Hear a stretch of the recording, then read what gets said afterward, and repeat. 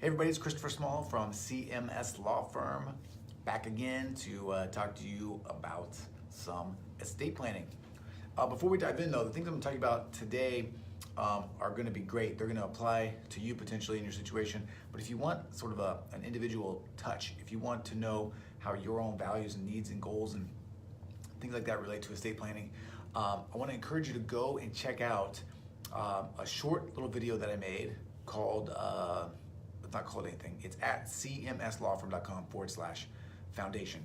Kind of gives you a run through of all the basics, the things that everybody should need, some of the considerations to think about when you are thinking about what you're going to put together for your estate plan.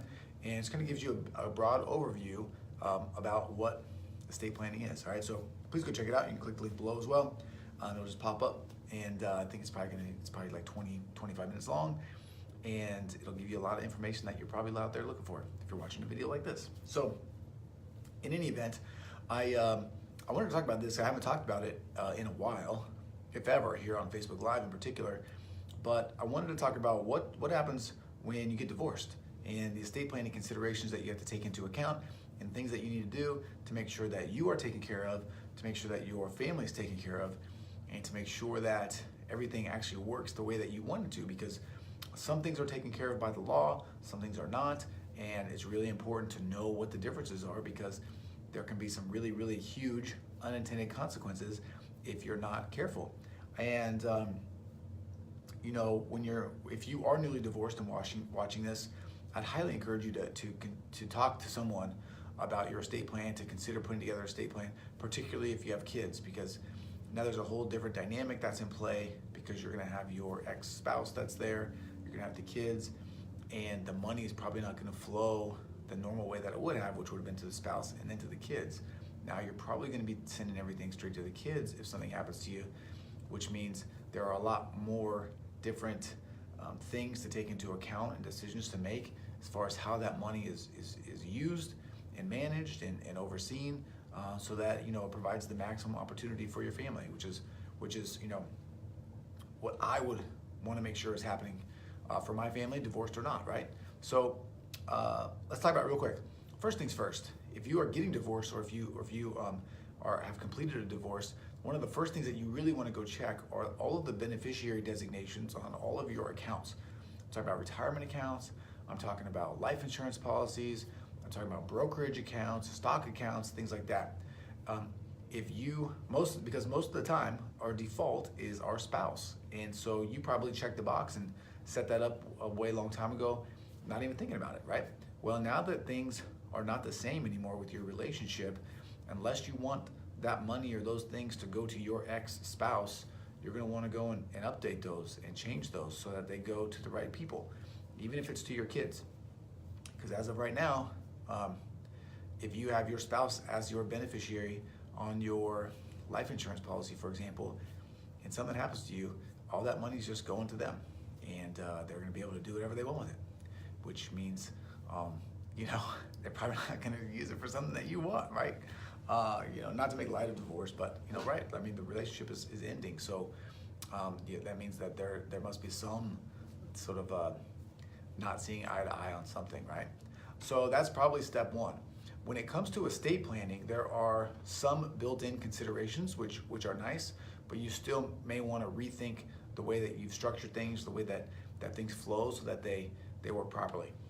The first thing that you need to know is that once you're actually divorced, so when the divorce is final, the law states and applies this idea that your ex-spouse has died before you when it comes to all of these documents. So let's say you have a will, and it goes spouse first, then the kids, and the divorce is final. The decree is entered, it's all done.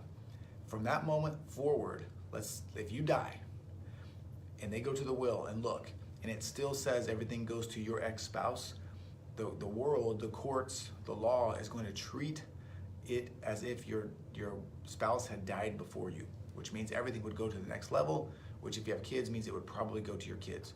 Same thing applies with the power of attorney, with all of those things, okay? When you are divorced, for all of these estate planning documents, it's treated as if, your spouse has died before you, which means they're not in the picture for all these documents.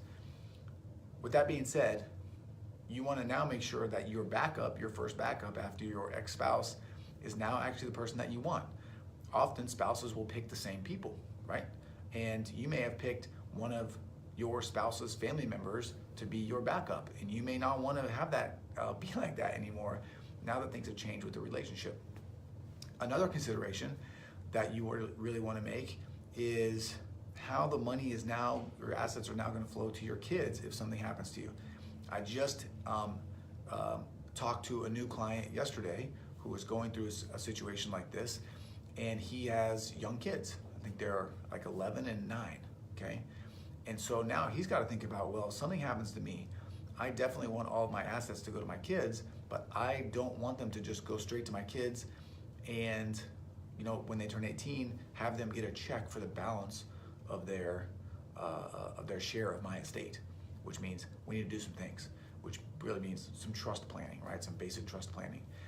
And by the way, if you're wondering what the heck is a trust, it's power of attorney, these things I'm talking about, if you go to cmslawfirm.com/foundation, it's literally like a master class on the estate planning foundation.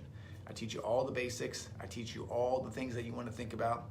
I teach you all the things that kind of come into a plan, and I talk about some of the things that aren't included with some of the decisions that are made, because it's important to just be making informed decisions. So go check that out. It's free.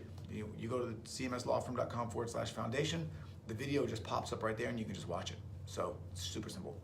But you know, now that you are divorced, you may want to create a simple trust so that if something happens to you, the assets that are going to your children, they're getting some oversight, some management, some help, you know, so that your assets can be used to their maximum capability to provide the best opportunity for your kids, right?